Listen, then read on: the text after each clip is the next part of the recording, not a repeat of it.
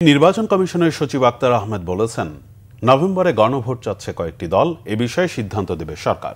ত্রয়োদশ জাতীয় সংসদ নির্বাচনের প্রস্তুতি নিয়ে সম্পৃক্ত মন্ত্রণালয় ও বিভাগের সচিব এবং অধিদপ্তর ও কর্তৃপক্ষের পরিচালক, মহাপরিচালক, চেয়ারম্যানদের সঙ্গে বৈঠক শেষে তিনি কথা বলেন।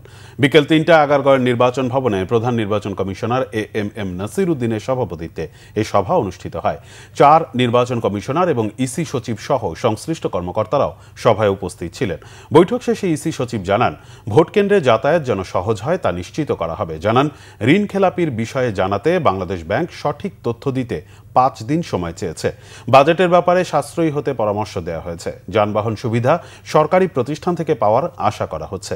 নির্বাচন চলাকালে যানবাহন চলাচল সীমিত করার পরামর্শ দেওয়া হয়েছে। বলেন, পূজায় এনসিটিএমসি থেকে যে অ্যাপ ব্যবহার করা হয়েছে, নির্বাচনে সেটি ব্যবহার করা হলে ভালো।